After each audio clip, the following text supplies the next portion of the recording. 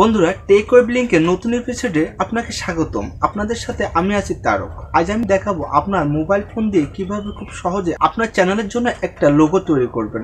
যারা নতুন ইউটিউবার তারা হয় কি যে আমার চ্যানেলে একটা লোগো ক্রিয়েটিভ করার জন্য এর কাছে বলতে হয়, ওর কাছে বলতে হয়, দেন নিজে তো পারি না। আসলে একজনে যে সব কিছু পারবে সেটাও তো না। তো তখন আমার কি করতে হয় যে বা টাকা দিয়ে করার এটা সম্ভব হয়ে ওঠে না। তো আপনি আজ আমার এই ভিডিওটি দেখার পরে খুব সহজে আপনার অ্যান্ড্রয়েড মোবাইল ফোন দিয়ে একটা লোগো ডিজাইন করে ফেলতে পারবেন। আমার আপাতত চলতে থাকুক, চ্যানেলটা ভালো পর্যায়ে যাবে তখন আমি এটার পেছনে টাকা খরচ করে তখন ভালো লোগো তৈরি করব। তবে এখন বর্তমান আমরা যে অ্যাপসটা ব্যবহার করব, অ্যাপ দিয়ে খুব উন্নত মানসম্পন্ন লোগো তৈরি করা সম্ভব হয়ে থাকে। তো কীভাবে করব আমরা স্ক্রিনে চলে যাব। তো বন্ধুরা, আমি আবারও কথাটি বলছি, যারা লোগো ডিজাইন সম্পর্কে জানে না বা যারা নতুন ইউটিউবার একটা লোগো প্রয়োজন তাদের জন্য এই অ্যাপসটি ব্যবহার করে খুব সহজেই আপনারা লোগো ডিজাইনটা করতে পারবেন। তো বন্ধুরা, আমরা আর কথা না বাড়িয়ে চলে যাই স্ক্রিনে, দেখে আসি কিভাবে খুব সহজে একটা লোগো ডিজাইন আমরা করতে পারি। তো বন্ধুরা, আমরা স্ক্রিনে চলে আসলাম। স্ক্রিনে চলে আসার পরে আপনি আপনার প্লে স্টোরে যাবেন। তারপর এখানে গিয়ে আপনি লিখে সার্চ দেবেন 3D লোগো মেকার। তো আমার এখানে চলে আসছে। দেখুন বন্ধুরা, 3D লোগো মেকারটা চলে আসার পরে আপনি দ্বিতীয় নম্বর অপশনে রয়েছে 3D লোগো মেকার, আপনি এখানে ক্লিক করুন। তারপরে আপনার ইন্টারফেসটা আসবে যে ডাউনলোড। আমার এখানে ওপেন দেখানোর কারণ হলো আমি এই অ্যাপসটি অলরেডি একবার ডাউনলোড করে নিয়েছি, সেই জন্য। তো আপনারা যখন এরকম জায়গাটা আসবে তখন আপনাদের দেখাবে হচ্ছে ডাউনলোড। আপনারা ওখান থেকে ইনস্টল করে নেবেন। ইনস্টল করে নেওয়ার পরে ঠিক এই অপশনটা দেখাবে।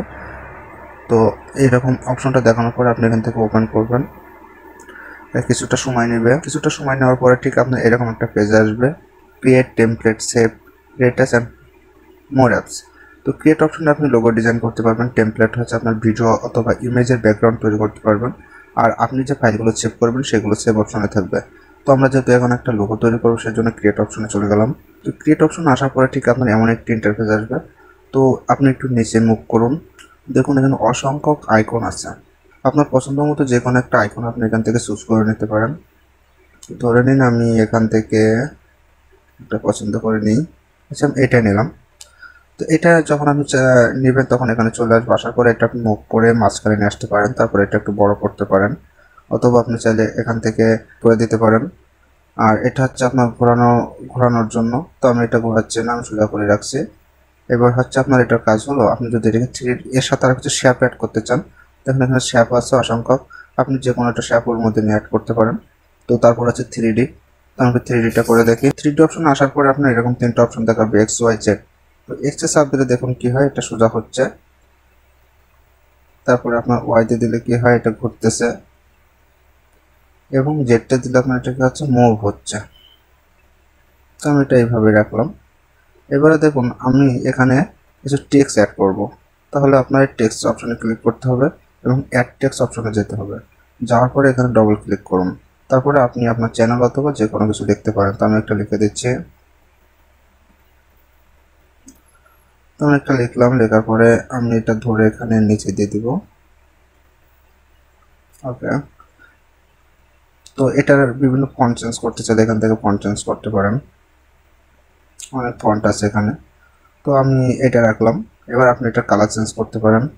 এই যেখানে কালার অপশন আছে, আপনি যে কোনো কালার এখান থেকে চুজ করে নিতে পারেন।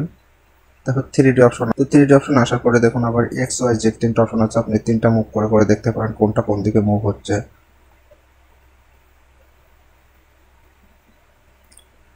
তারপরে এখানে আপনার আরও আছে যে শ্যাডো, ব্যাকগ্রাউন্ড, স্ট্রোক। তারপরে আপনি চাইলে একটু স্ট্রোক দিয়ে দিতে পারেন। দেখে আমরা একটু স্ট্রোক দিয়ে দেখি কেমন দেখায়। তো স্ট্রোক দিয়ে আপনি এটার অপোজিট আবার একটু কমিয়ে দিতে পারেন। তো এভাবে এখানে অনেক অনেক ধরনের অপশন আছে, আপনারা এক একটা করে এখানে ট্রাই করে করতে পারেন। তো বন্ধুরা, এর নিচে আবার ব্যাকগ্রাউন্ড দেওয়ার জন্য আপনাকে এই অপশনটা যেতে হবে এবং এটাকে ডাউনলোড করার জন্য এই অপশনে যেতে হবে। তো দেখুন আমার অলরেডি একটা লোগো হয়ে গেছে। কিন্তু আপনি চাইলে এখানে অসংখ্য আইকন আছে, আপনি যে কোনো আইকন এখান থেকে নিতে পারেন। এখানে অসংখ্য লোগো আছে, আপনি যে কোনো একটা লোগো এখান থেকে নিয়ে আপনি আপনার চ্যানেল অথবা প্রয়োজনীয় কাজের জন্য একটা লোগো তৈরি করতে পারেন। আমি জাস্ট এটা নিয়ে আপনাদেরকে দেখালাম। এখানে দেখুন অসংখ্য লোগো আছে।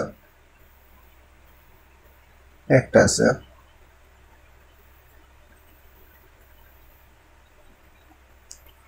ওকে।